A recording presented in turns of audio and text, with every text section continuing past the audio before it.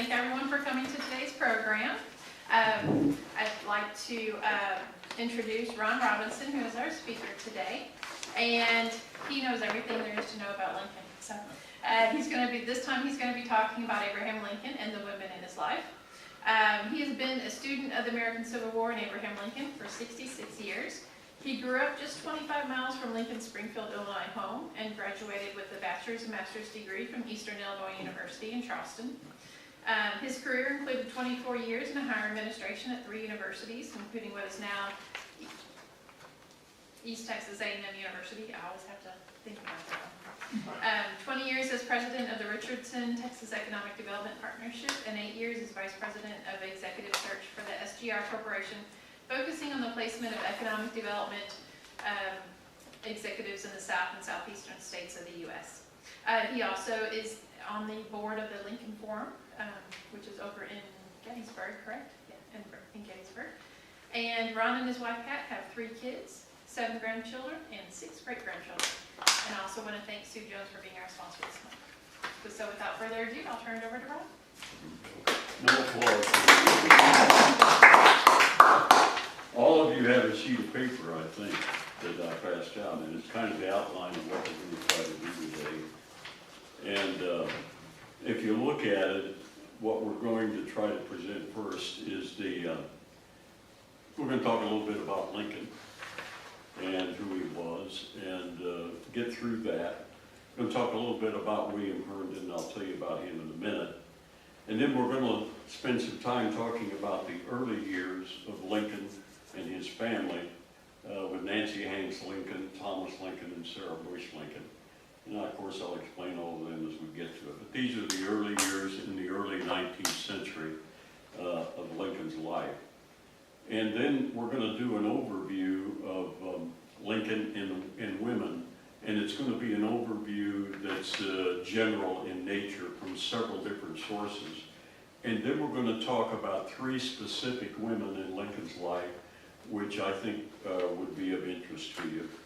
And then we're going to close with some words from Lincoln, and then we'll do Q&A, and we will do the book drawings. And I have 2 books that we're going to draw from, and you see it on your sheet of paper. This is a book that just came out about a month or so ago. Just found it on the web when I was doing this program. And it's Lincoln, a personal history of the women who shaped Lincoln's life and legacy. And then this other book came out about 20 years ago. And the interesting thing about this book, for you, all of you who have been around higher education, retired administrator in higher education, worked at 2 or 3 different universities. His name is Winkler. He retired and decided to develop an avocational interest in the Civil War and specifically about the women in Lincoln's life. So it's a similar book to the other one, but we're going to auction. We're going to give both of them away today. So with that as the background, let me spend a few minutes talking to you a little bit about Lincoln. So this is kind of a chronology of Lincoln. You know, he was born in 1809, lived 3 places in Kentucky, 1 in Indiana, and 3 in Illinois, being near Decatur, Illinois, New Salem, Illinois, and Springfield. And eventually he goes to Washington, D.C. So that's his life of where he was his entire life and the places he lived. He became a lawyer in 1837 in Springfield, Illinois, and he had 3 law partners in his career, one of them being William Herndon, which we're going to talk about. He also spent about 20 years traveling judicial circuits, a judicial circuit in Illinois called the 8th Judicial Circuit, as a circuit lawyer. In other words, you traveled to wherever the cases were, wherever the counties were that they had cases that need to be heard. You got in your buggy and your horse and you went there and you developed clients there, and then you had the trials there, and then you moved on to another county. In 1839, he meets Mary Todd, who becomes Mary Todd Lincoln. And interestingly enough, they break off an engagement. That's an interesting story we're going to talk about. And then they turn around and marry They break off their engagement in 1841, and they turn off and marry in 1842. They have 3 children. They have Robert Todd and Edward and Thomas and Willie. I'm sorry, they had 4. Only one of them will live through adulthood, and that will be Robert Todd Lincoln, who will die in 1926. He's born in 1843, and he dies in 1926, and he dies on my birthday in 1926. And I actually knew a couple people from my years at Eastern Illinois who had met him. They were professors, and they'd met him in their young years. He was elected 4 terms to the Illinois legislature, and he served 1 term in the U.S. House. He lost 2 efforts to become United States Senator. Then in the second, after he lost the second one, he decided to get out of, or after he lost the first one, he decided to get out of politics. And then the Kansas-Nebraska Act was passed in 1854, and the essence of that act said the states would determine whether they would be a slave state or a free state, and they would take that to Congress, and Congress would respect that, and they would come into the Union as a slave state or a free state. Lincoln was very much opposed to that, and that led him back into the political world. And as a result, the Lincoln-Douglas debates, which occurred in 1858, was what then propelled him onto the national scene and led him toward the nomination for the presidency, which occurred in 1860. Okay, a few interesting facts about him. He was the only president to have a patent. He practiced law without a degree. He never belonged to an organized church. He didn't drink, smoke, or chew. He hated being called Abe, interestingly enough. He went through life telling people to call him Lincoln. He never had a middle name either. He established Thanksgiving as a national holiday during the Civil War. He was the first president born outside the 13 states. He loved to eat oysters. His favorite food was fruit. Lincoln was the first president to use the telegraph. It was his version of the computer back then in the 1860s. Lincoln was photographed with John Wilkes Booth, the man who killed him. The photograph occurred when he was sworn in for his second term on the east steps of the Capitol. John Wilkes Booth was in the audience, and you can make him out in the photograph. There are no living descendants of Lincoln. You have to go back 4 or 5 generations to find someone who is genetically related to Lincoln. But his direct descendants, the last one died in 1985. Someone shot at Lincoln in 1864 and put a hole in his stovepipe hat. Lincoln battled depression for much of his life. And in his day it was called hypo. And it was attributed to the trials and tribulations that he had as a youngster growing up, and also the difficulties he had in his adult life. He was set to take part in a duel. He agreed to a duel, and that duel ended up getting called off, but he got to select the weapon, and he selected a sword that was 4 foot long, and the other guy had to have a sword that was 4 foot long, but Lincoln's arms were 2 times as long as the guy he was going to have to duel with. And so the guy that he was going to have to duel with decided we don't need to have a duel. They actually left Springfield, Illinois, and went down toward Alton, and out to an island in the Mississippi River to have this duel. Lincoln's guest at Ford's Theater was Ulysses S. Grant. And Grant decided not to go, or his wife decided not to go, because his wife didn't like Mary Lincoln, and Mary Lincoln didn't particularly like her, and she decided she wasn't going, and of course Grant decided he wouldn't go at the last second. Now what's interesting about what we're going to talk about is that the amount of information we know about Abraham Lincoln the world over is absolutely amazing. Several of the leading authors and historians of the Civil War, over a period of time, reached the conclusion that there are approximately 15,000 books written about Abraham Lincoln, nationally and internationally, and that may include doctoral dissertation, juried articles that occurred in other kind of publications, Life magazine and that sort of thing.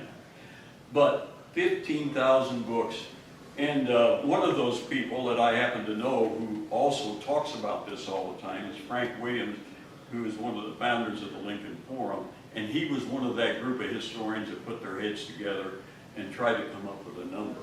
This also includes international books written internationally about it. And believe it or not, about 40 years ago, one of the last areas of Abraham Lincoln's life not to be investigated thoroughly was his legal career. So folks in Springfield, Illinois got together and decided they would form what was called the Lincoln Legal Papers Project. And they were going to go find everything they could find about Abraham Lincoln and his law practice. And his law practice was both in Springfield and out on the circuit. And it lasted 20-some years. Believe it or not, they found these records in courthouses. They took a bunch of graduate students and trained them and sent them out to all the courthouses that Lincoln had been to.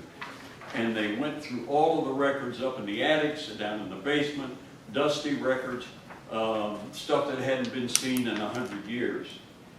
And in the end, with all of that put together, Lincoln was involved in 5,600 legal cases during his 20-some years career.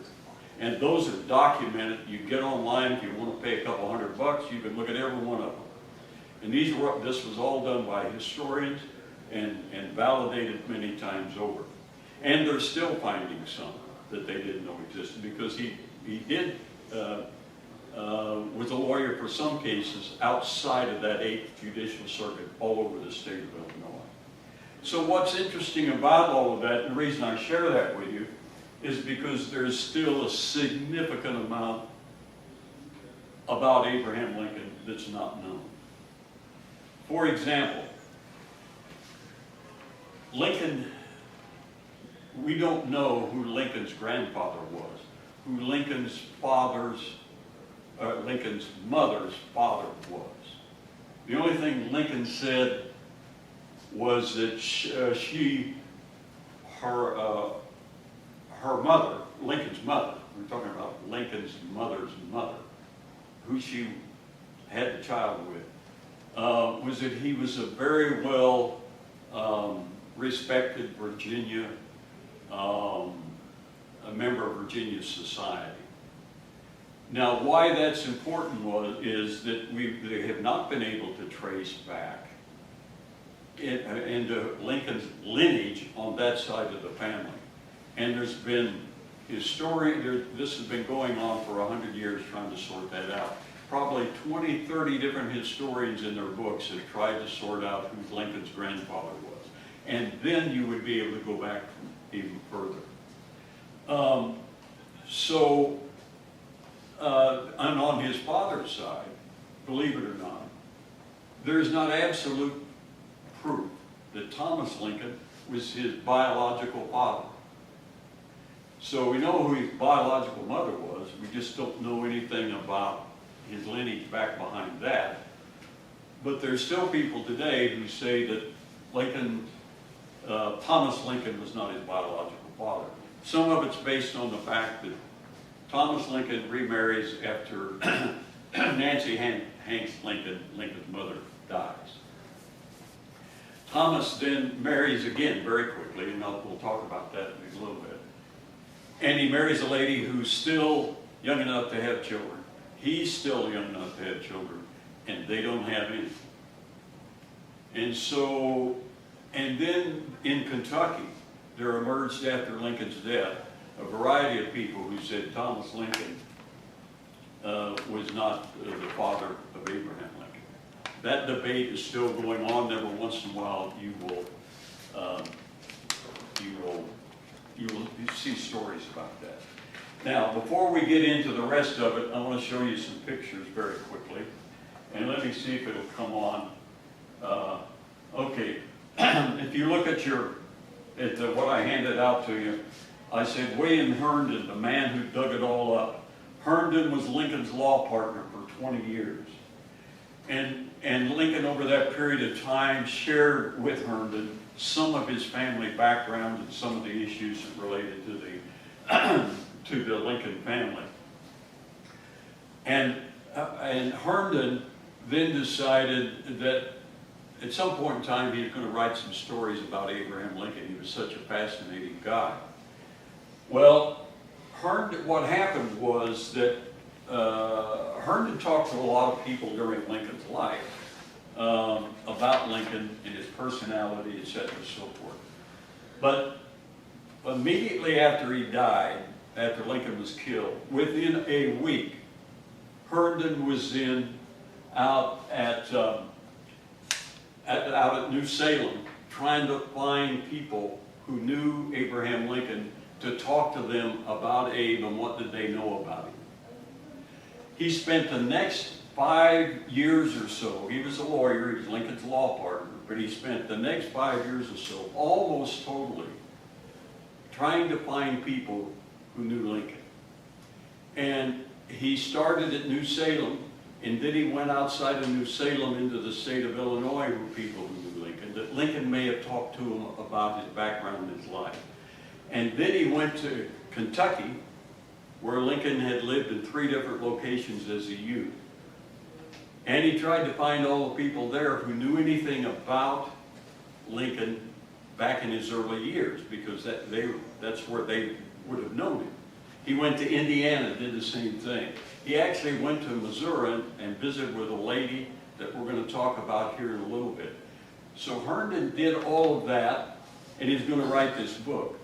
But he had a lot of problems. He was not the most responsible guy in the world. He was kind of lazy at times.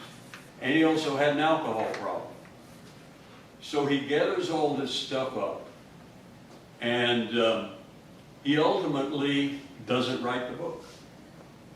And he starts parceling some of this stuff out to other historians who come and visit him. But he keeps the majority of it in his own hands.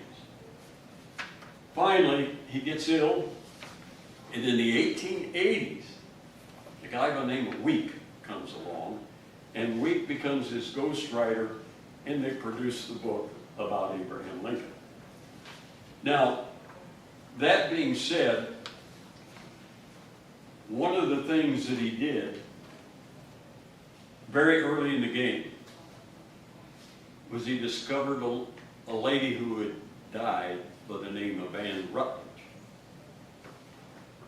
And Anne Rutledge was from New Salem, and she supposedly was the love of Lincoln's life. She was a young girl. Lincoln was 5, 6, 7, 8 years older, and he fell in love with her. She was the only girl that he ever loved. There's lots of supporting information. There's lots of individuals who were interviewed, including her surviving brothers and sisters, who said yes, Abraham Lincoln and her were in love and they were going to get married. Now, Mary Lincoln, remember, is now out at the White House. Her husband's been assassinated, and she hears about this and she goes nuts. She gets in touch with her son Robert and says, "You got to do something about this." Robert, who's now living in Chicago, he goes down to Springfield and he talks to Herndon. He said, "Herndon, essentially, you got to stop all this. This is just hurting my mother. It's something that's not true, etc." The legends, the whole story we're going to talk about when we get to it. But Herndon is the guy, without him, the sum total of everything he gathered makes up perhaps 75–80% of what we know about Abraham Lincoln, or at least it led you to certain other people.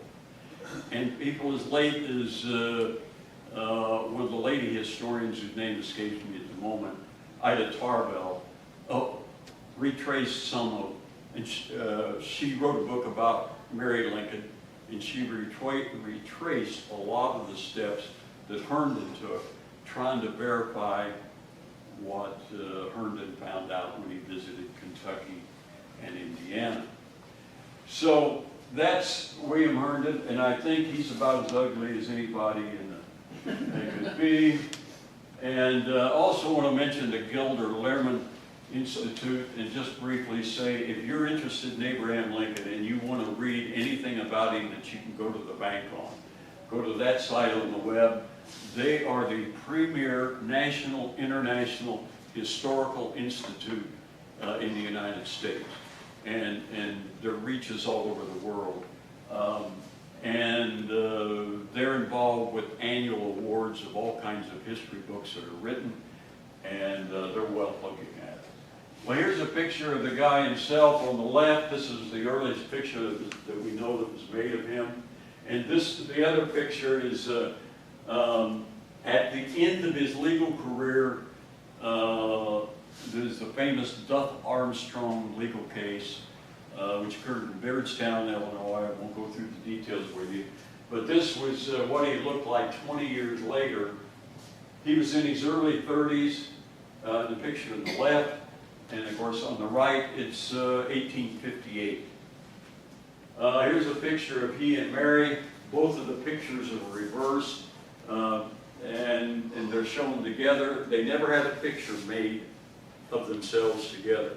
He was 6'4", weighed 185 pounds, and his shoe size was 14 to 16. And she was 5'2" or 5'3". So they never had their picture made together. But the individual photographs, again, they're reversed, are about 8 to 10 inches tall. And they were in the Lincoln home clear up through the years before they went to Washington. This is a picture taken after the Battle of Antietam. And there's Lincoln in the middle.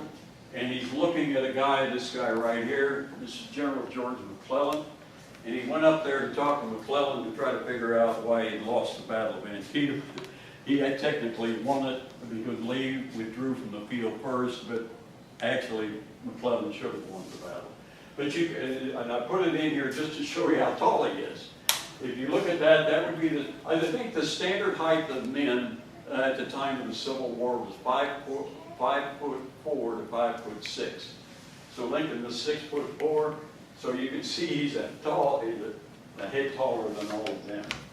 Now this is an interesting photo taken at the time of the Cooper Union. When Lincoln went to New York City in 1860, he's a candidate for president, and he's going to go out to New York City, and he's going to go up to New England, and he's going to run for the president. He's going to speak several places up there. Now what's unique about it is, if you notice his suit, this suit was, he got in New York City, and they dressed him up to show that he wouldn't be so tall and gangly. And if you look at it real close, what they've done is put a collar right up to his chin and raised the suit up, and then made sure that the sleeves were right, so that he looked more elegant and he looked more presidential. He spoke there to the Cooper Union, which was a place that's still in existence today. The Cooper Union was a theater that did lectures and that sort of thing. So I show it to you just to show what he could look like when they dressed him up to be out in public. This is a picture late in his presidency. You notice a little smile on his face. You couldn't, during the time of the Civil War, you couldn't make a picture with people smiling very easily. But he's got a slight smile on his face. It's taken, I think, either in March or April of 1865. Grant is about to take Richmond. The Civil War is about over. And Lincoln can see the end of it. And at last, the war's over and the North has won. 11-year-old girl convinced Abraham Lincoln to grow a beard. Her name is Grace Bedell. She wrote him a letter after he was nominated and said, "Hey, Mr. President, you'd look a lot, Mr. Lincoln, you'd look a lot better if you grew a beard." He took her up on it. and he grew a beard. And this is the first part of, after a few weeks, that's what his beard looked like. On his way to Washington, D.C., he finds out he's in a train. He's left Springfield. He's going to Washington to be inaugurated. He finds out that she's going to be in the audience in the town he's going to stop at. He gets off the train, or he asks for her to come forward. She comes forward, and he talks with her and holds her hand and that sort of thing. That lady will live until 1932, I think, something like that. And it's a great story. And of course, eventually his beard got much bigger. This is what he said about his mother. This is his biological mother. And obviously there's no pictures of her, but that is a drawing made, that is a painting made from some commentary that people who knew her back in Kentucky commented about what she looked like. And so whether it looks like her or not, we don't know. Interesting picture of his father, Thomas Lincoln. There's this story about this photo that won't take time to get into, but there's a lot of controversy about this photo and its provenance. There's probably as many people in the Lincoln world who've studied photographs of Lincoln in the Civil War who says that's a phony picture, that isn't Thomas Lincoln at all, that's somebody else. And then there's other folks who say, yeah, but if you look at his head, you look at his eyes, and you look at his hands, look at the long fingers, and you look at his hair, yeah, it looks a little bit like Abe. So the jury's still out. Again, you've got all this information. We know about Abraham Lincoln, but we can't determine whether that's his father. And that's the only picture that's known of him. This is his stepmother,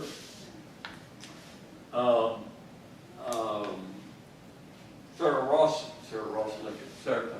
I'll think of it. And this was taken late in life, and Thomas Lincoln marries her. And after Nancy Hanks Lincoln dies, and she will outlive him, and she will die in Coles County, Illinois, where I went to college at Eastern Illinois University. That's where she and Thomas Lincoln were living, outside of Charleston, Illinois, and she'll die in 1869. So she outlives Lincoln. She outlives almost everybody. His stepmother he truly loved. And before he went to Washington, after he was elected president, about a week or 10 days before he left, he got on the train in Springfield, Illinois, and he took the train down to Charleston, and he went to see her. And I've got a few comments about that that I may get to mention, but it was a wonderful meeting. But the interesting thing about it, the train system was so bad that he left the last leg of the route to get to Charleston in Mattoon, Illinois, which is about 12 miles away. And the train didn't have enough power to get to Mattoon. And so it stopped about 2 miles outside of Charleston, maybe a little more. And the president-elect of the United States got out and walked into Charleston, Illinois. And as he got closer to town, people recognized him, but by the time he got where he was going, there was a huge crowd following him. So he didn't have any security back then. Okay, now let's talk a little bit about Anne Rutledge. Now I'm going to get into this a little bit more. Anne Rutledge is the lady we were talking about. There's no pictures of her exist. She dies when she's like 20-some years old. I'm going to get to that in a minute. But obviously there's no pictures of her either. Now we're going to talk about this lady. And this lady at one time was engaged to marry Abraham Lincoln. So now we're talking about the women in his life. So Anne Rutledge we don't have a picture of. We're going to talk about her. But this is Mary Owens. And I'll save it for what I've got in the notes to talk to her about. No, talk to you about her. Now there's Mary, and that's the same picture that you saw earlier. And we're going to spend a lot of time talking about her. There's another picture of her. She was known for having live flowers in her hair. even at White House reception, she would show up or whatever. Live, these are actually live flowers in her hair. And I forgot the event. Her two boys, this is Willie Lincoln, who's going to die in the White House in 1862. This is Tad Lincoln, and his real name was Thomas, named after Lincoln's father. And he will die in 1869 after Lincoln's assassinated. And this picture was taken in D.C. also, and I'm not certain where or in the circumstances. Willie Lincoln was the one that was most like his father. He was very bright, very intelligent, a very wonderful, a guy that, or a boy that had a lot of friends. Tad had a lisp, and he was a little slow. And after Willie died, Abraham spent a lot of time with Tad and tried to help him in every way he could. He almost reminds you of John F. Kennedy's son and him coming into the White House, coming into the president's office and that sort of thing. Okay, that's the oldest Lincoln. That's Robert, named after Mary Lincoln's father. And he doesn't look a thing like either one of them. And he ends up having a very successful career. He becomes a lawyer, goes to Harvard. By the time he's of the age to go get a college education, Lincoln has been quite successful. Lincoln's wife was highly educated. So between the two, they decided he ought to go to Harvard. The problem was he wasn't smart enough to go to Harvard.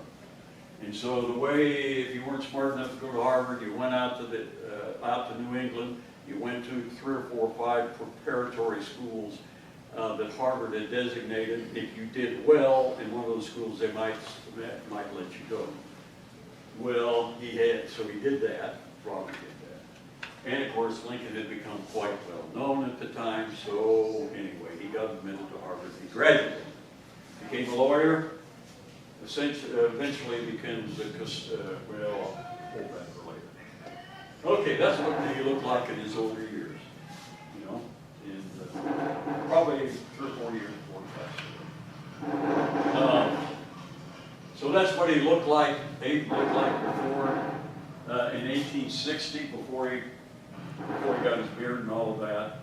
And that's what he looked like in February of 1865.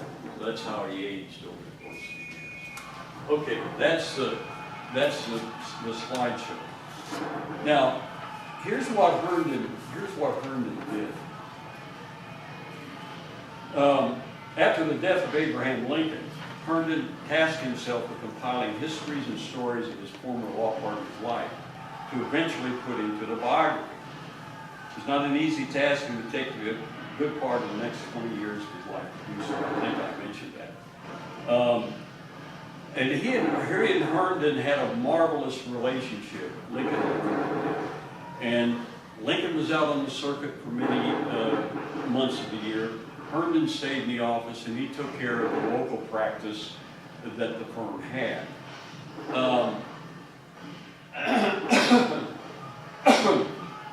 Herndon also, as I mentioned to you, had a bunch of problems, and ultimately he ended up really not writing the book. This weak guy ended up writing the book, and the book ended up, I got the title here somewhere. It's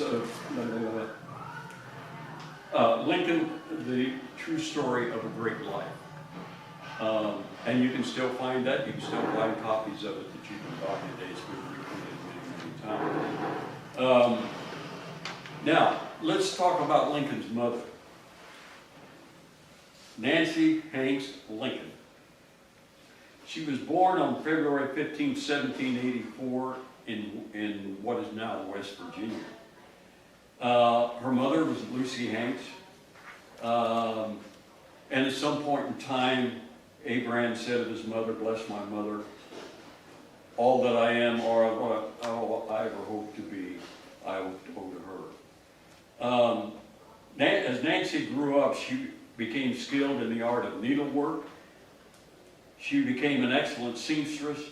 She was hired to sew anything from wedding gowns to funeral attire. Nancy became known for her work ethic, neatness, cheerfulness, and intelligence. She was deeply religious. Her cousin John Hanks described Nancy as having dark hair, hazel eyes, 5'7" in height, a delicate frame, weighing 120 pounds. And she was loved and revered by all who knew her. Nancy sometimes lived with families she was sewing for. Her services were in demand in Harding, Mercer, and Washington counties in Kentucky. During the time Nancy was working as a seamstress, she met Thomas Lincoln, a carpenter from Elizabethtown. A romance developed and the two decided to marry. She got married on June 12, 1806. Presiding over the ceremony was the Reverend Jesse Hand. The Lincolns joined the Little Mount Separate Baptist Church.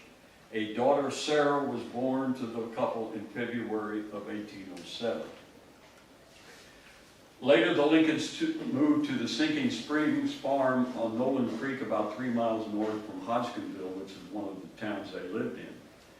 And there on the morning of Sunday, February 12, 1809, Nancy gave birth to a boy. He was born on a bed of poles covered with corn husks. Peggy Walters, a neighbor who was only 20 years old, assisted with the birth and said, "Nancy had about as hard a time as most women. I reckon earlier than some and maybe harder than a few. It came along kind of slow, but everything was regular and all right. The baby was born just about sunup on Sunday morning. The boy was named Abraham after his paternal grandfather, who had been killed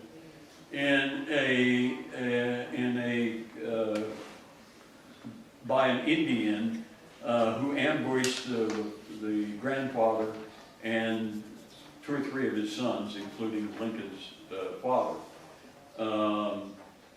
in 1786. All right. In the autumn of 1816, the Lincolns came to southern Illinois. They settled in the wilderness on Little Pigeon Creek. Not long after, Nancy's aunt and uncles came and lived with them and built their own cabin nearby. So there were other members of Nancy's family who came when they were in Indiana. There's several more that I've just mentioned. In 1818, attack of milk sickness struck the Little Pigeon Creek community. This is a disease contracted by drinking milk from cows which had grazed on poisonous white snake root. Both of the sparrows who were living with them, which was Nancy's cousins, died, and Thomas Lincoln made coffins for them. Nancy took ill also. For a week she struggled, but she knew she was failing. It was a horrible disease with a lot of pain and swelling of the mouth and the tongue and the throat, and eventually you die from not being able to breathe. But she knew she was failing. Dennis Hanks, Nancy's cousin, recalled that she called the children to her bedside and asked them to be good and kind to their father, to each other, and to the world. On October the 5th, 1818, Nancy Hanks Lincoln passed away at the age of 34. In later years, Abraham would recall helping to carve pegs for his mother's coffin. Thomas Lincoln hauled the coffin, which was made of green pine, on a sled to the top of a thickly wooded hill and buried Nancy without a formal funeral service. Several months later, the Reverend David Elkins preached a funeral service above Nancy's grave. Now, I'm not going to talk that much more about Thomas Lincoln, except to say that he plays an integral part of this because he's married to his first wife, and then he, after she passes away, after Nancy passes away, he goes and finds another woman that and I'm going to talk a bit about that. And that's about it, all we're going to talk about Thomas Lincoln. He, let me see if I can, thought I had it right here in front of me. Anyway, he leaves from wherever he is, Nancy has died, and he goes 100 miles or so away, and he finds a lady called Sarah Lincoln. Sarah, can't think of her last name. Sarah Bush. Sarah Bush is a widow. Thomas has known her. And he goes to her, and he leaves Abraham and his sister alone in a cabin in Indiana. And he crosses the Ohio River, leaves them by themselves, and Sarah's like 7 or 8 years old. Or no, like 10 or 12 years old. And Abraham's like 7 years old. And he goes to Kentucky. And he goes to Sarah Bush's house, and he says forthright, apparently without, after saying hello, he said, I've come from Indiana. My wife is dead. Your husband is dead. I propose we get married. She says almost immediately, yes, with a but. And the but is that she has a lot of debt. And back in those days, it was honorable for that debt to be paid off by the survivors, whoever the survivors were. But the survivors was her husband's wife. She agrees, and they immediately get married. And then he goes all the way back across Kentucky, crosses the Ohio River, goes into southern Indiana, about 40 miles from maybe a little less than that, from the Ohio River. And they come in with all of her furniture, and they apparently have a couple of wagons. And she has 3 kids. She has 2 daughters and a son. So she brings them, and they're youngsters, and she brings all of her furniture and all of that. And by the time they get back to the cabin in Indiana, poor old Abe and his sister Sarah are about to starve because they've been there by themselves. Now, there were other people in the general region. They lived in the country, but there were cabins down this road, cabins, and they kind of took care of him. But he was gone like 4 or 5 months. And eventually the people around where the children were thought that he'd died, because there wasn't any way you communicated back then. Well, I guess you could have done by letter, but he didn't. So that's Thomas Lincoln. Now, another thing that relates to him and Abe is apparently Thomas Lincoln made Abe work from the time he was 7, 8, 9 years old in everything he had to do around the farm. And it's said that one of the things he made him do is chop wood. And so he was a growing boy, and he had to go out and work every day. At some point in time, when he got to be 10, 12 years old, his father farmed him out to other people who needed farm work. And then, it began at a quarter a day, maybe a $50, I think it was a quarter a day, was, or whatever that was called back then, was what he was farmed out for. And Thomas Lincoln took his money. And now that's all got translated into, well, that was the first time that Abraham Lincoln saw it, and you were working as a slave, and you didn't have anything, etc. and so forth. And so maybe that's when he got his first inkling, is I don't like slavery. Now, there is another story that how they get to Indiana that I should mention to you. In Kentucky, it was a slave state, and Thomas Lincoln was anti-slavery. And in Kentucky, it was very, they had a lot of land problems and deed problems, and proving that the land that you settled on was yours. And actually, Thomas Lincoln lost 2 or 3 farms as a result of that. The family had to move to Kentucky 2 or 3 times. So part of the reason why he decided to go to Indiana was the slavery issue and the fact that he had lost 3 farms because he didn't have the proper deeds or whatever the terminology was back then. So that's Thomas Lincoln. Now the stepmother, I mentioned a little bit about her, and the famous trip that Lincoln, after they, let me back up. So they moved from Indiana to Illinois. Why did they come to Illinois? They came to Illinois because the land was better there to farm. If you're from Illinois like I am, you know the story that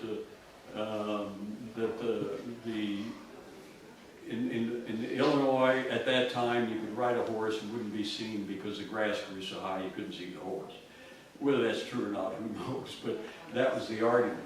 So they pick up and move because they want better land to farm from Indiana, and it's all of Lincoln's stepmother's children, and some of Mary Hanks Lincoln's cousins, and I think there's a total of 8 of them, leave southern Indiana and head for Illinois.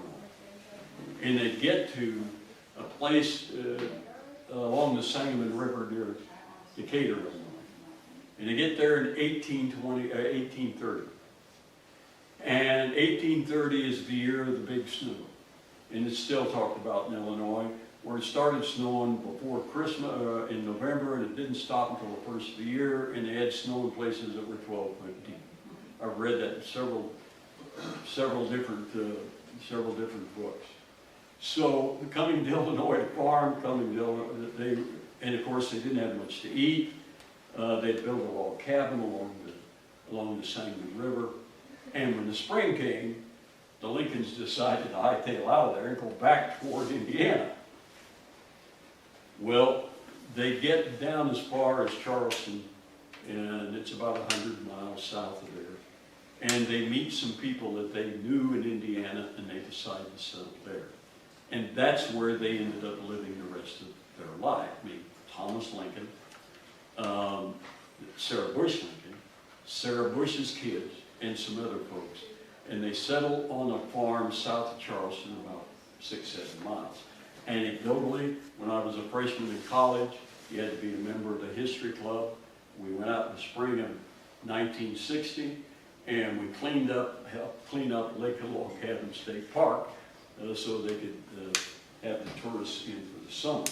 So Lincoln then, as I mentioned before, gets on the train, goes down and visits with Sarah Bush Lincoln.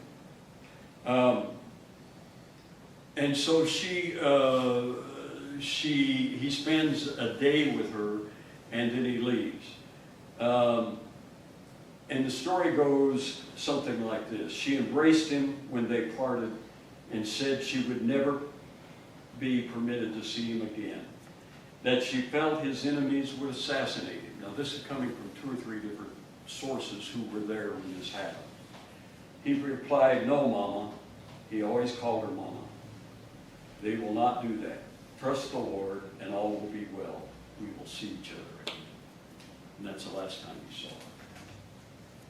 Now, let's talk a little bit about Lincoln and women in general. I got to make sure I know where I'm at. 10 to 1. What time did we start? 12. In general, Lincoln knew the importance of women in his life, and he put women's well-being at the center of his personal, professional, and political career. He was loved by 2 pioneer mothers, as well as sisters, friends, nieces, daughters. He served women clients during his long legal career. As president, he met with women, dedicating time to hear their concerns despite the burdens of office. He replied to letters women wrote him. He believed in their capabilities and revolutionized the role of women in the workforce. After Lincoln's death, women continued to shape his legacy. Mary Lincoln ensured his burial among friends. Artist Vinnie Ream sculpted his statue in the U.S. Capitol, and biographer Ida Tarbell provided a nuanced portrayal of his life. Harriet Monroe and Ruth Bader Randall further cemented his place in literature and history. Lincoln's adult life was never very far away from the company of women in a variety of settings. In Lincoln's world and time, women certainly were in the background when the world of politics and public policy was concerned. At the same time, they were never very far from Lincoln, mostly in the company of their husbands at social events, where he was president, or in the parlors by the fire during winter evenings where the day's political or courtroom events were revisited with his male friends and spouses. Lincoln rarely used the word I. In all of his speeches and in what most of the people who were around him while he was president, they rarely heard him use the word I. In either one-to-one conversation or with a group in correspondence, he used the word we when referring to himself. Lincoln genuinely liked people from all walks of life and showed verbal respect almost always when in conversation, either singly or within groups, whether it be with women, former slaves, or those who disagreed with him. So he used humor to make a point without him having to speak strongly about that point.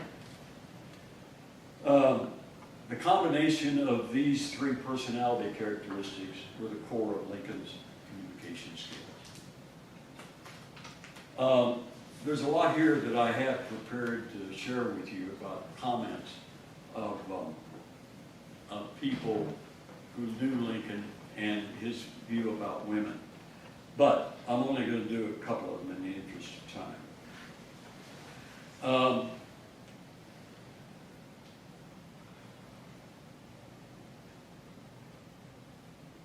Historian David Herbert Donald observed that Mr. Lincoln was extremely awkward around women, and he froze in the presence of eligible girls. Elizabeth Todd Edwards, who was Mary Lincoln's sister, who knew Mr. Lincoln before he married Mary, said that Mr. Lincoln could not hold a lengthy conversation with a lady, was not sufficiently educated and intelligent in the female line to do so. But he was charmed with Mary's wit, his ultimate wife, and fascinated with her quick sagacity, her will, her nature, and culture.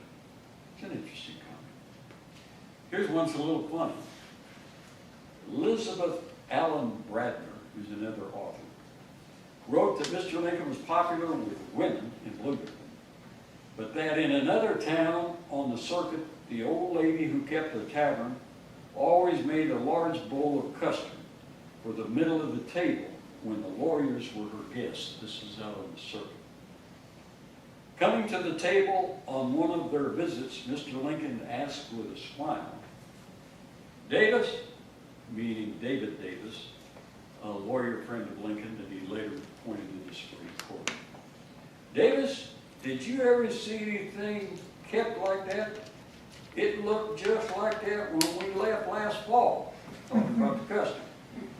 Mr. Lincoln's joke offended the old lady, and she made no more custard for the lawyers the next time around. Let's see.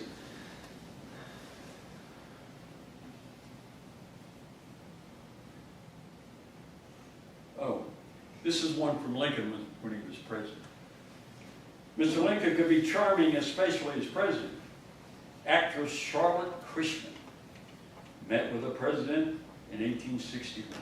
At the suggestion of Secretary William Seward, she was make a request for a West Point appointment. She subsequently wrote Seward, "You advise my asking the president when, if I found him in a pliant hour, you would take care to keep the young man in your mind," meaning her son.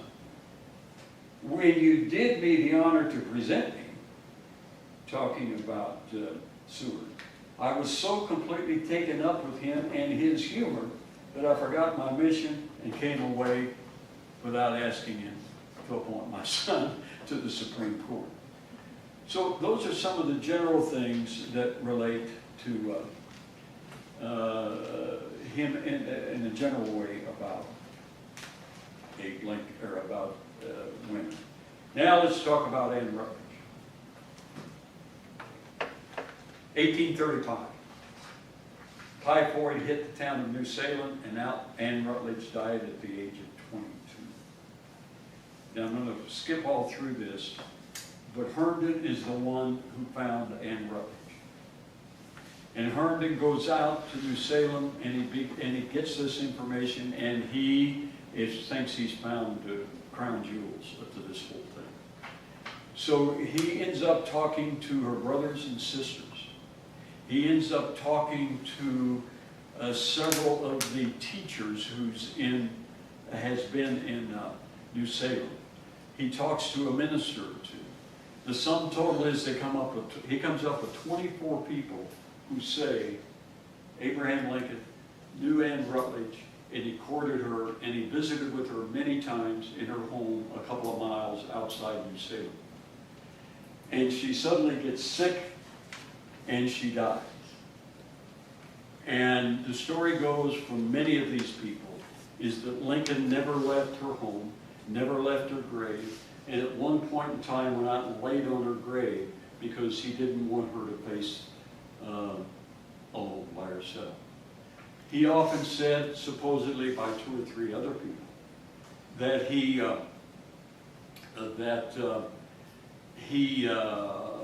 did not. He mentioned that he couldn't stand it when it's rained because Anne was buried, and he couldn't keep the rain from her grave.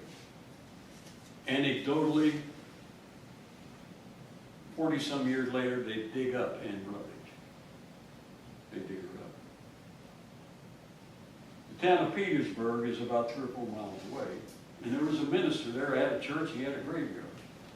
And he figured out that if he took Anne Rutledge from where she's buried and took her to Petersburg and buried her, he could make money by charging people to come into his cemetery and look at Anne Rutledge's grave. And they did it. And there's some pretty factual stories about all that. So the sad ending to Anne Rutledge is that. But it created a huge furor, as I talked about, among Lincoln's family, and particularly Robert Lincoln. So that's the Anne Rutledge story. Now, Mary Lincoln, we don't have a lot more time to get into. I want to talk about Mary Owens before, and then we're going to stop on Mary Lincoln because we've gone far enough, and I'll just skate over the top of her. But Mary Owens is a lady Lincoln was betrothed. That's what they called it back then, to marry. But she'd come to Springfield. They got together, kind of liked her.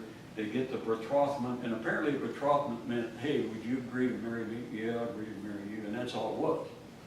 It wasn't any engagement. That wasn't even necessarily announced. You were betrothed. She goes back to Kentucky to go talk to her family about all this. She comes back 4 or 5 months later, and then this happened. You know, she comes back, and Lincoln meets her. Lincoln then, then all of it falls apart, and they don't get married. But here's why. Lincoln wrote a letter to his lawyer friend's wife over in the western part of Illinois. And here's what he wrote. This is your president of the United States wrote this.